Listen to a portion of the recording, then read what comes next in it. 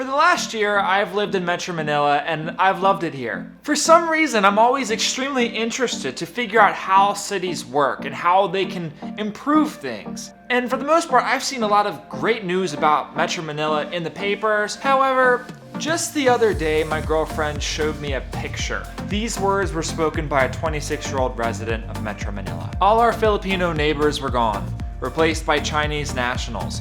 The house fronts were plastered with signboards written in Chinese, and there were dozens of Chinese being shuttled by vans late in the night. And one by one, Chinese restaurants had popped up in the neighborhood. I feel like I do not belong there anymore. I was evicted in my own country in favor of Chinese nationals. Now, this is a process called gentrification. Gentrification is a general term for the arrival of wealthier people in an existing urban district, an increase in rent and property values, and changes in the district's culture. What Janella expressed in her statement was a real-life example of gentrification. The Chinese came in, they paid higher prices, they started installing Chinese restaurants along the neighborhood. It started looking more like China and less like the Philippines. Now, is there anything wrong with Chinese people? No. Absolutely not. But it is important that locals do not get displaced in the process, right? So why is this happening? And what can we do to fix it? Just follow me on this journey. I promise it will be worth it. Ever since London, Tokyo, and New York rose as some of the world's premier global cities, Metro Manila has had its sights on being one too. Global cities are the global economy's command points. They are the financial hubs, the hubs for innovation.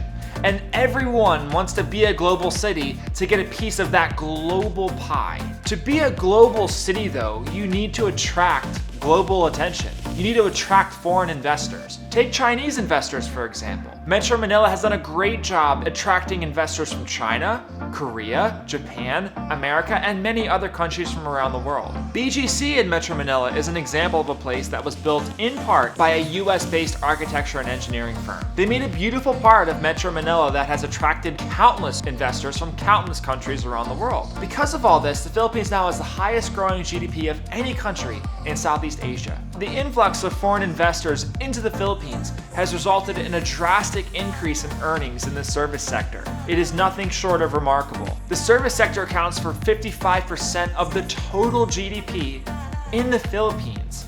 Basically, everyone's getting a little bit richer, and a lot of people want to be here because they know that this is a place where they can invest and they can get a lot of return on their investment. But this preoccupation with attracting and generating more capital has actually displaced people like Janella, the people that can't pay the increased rent costs. Even more than that, it's changing the culture of Metro Manila. BGC is a great place, but it reminds me more of America or Singapore than the Philippines. That's why I live in Mandaluyong, because it actually feels like the Philippines here still, compared to BGC, which just feels like New York City. If the Philippines isn't careful, the culture and the people of Metro Manila will be displaced in favor of different cultures and different people.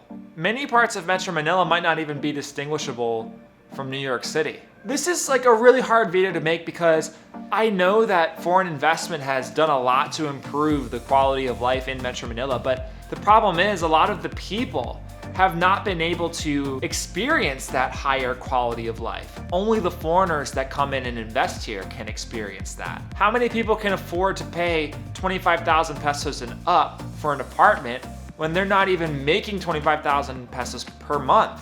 I don't mean to say that Manila's reliance on foreign investments has been all bad. There's been good and bad things about it. However, I wonder if there's a balance that we can strike between improving the quality of life and improving the different parts of Metro Manila while also making it possible for the residents of those areas to stay there. After researching for hours, I do not have the answer for that. But I do want to spread awareness, and I do want to put this out into the world to get your comments and to see what you say about it. And I realize, weirdly enough, that I am sort of part of the problem because I am taking up space here in Metro Manila, and I'm taking that away from somebody else who might want to live in this particular area. But I think that it's mostly just about respect. You have to respect Filipino culture and respect the Philippines if you're gonna come here. You can't come here acting like a bunch of wild animals.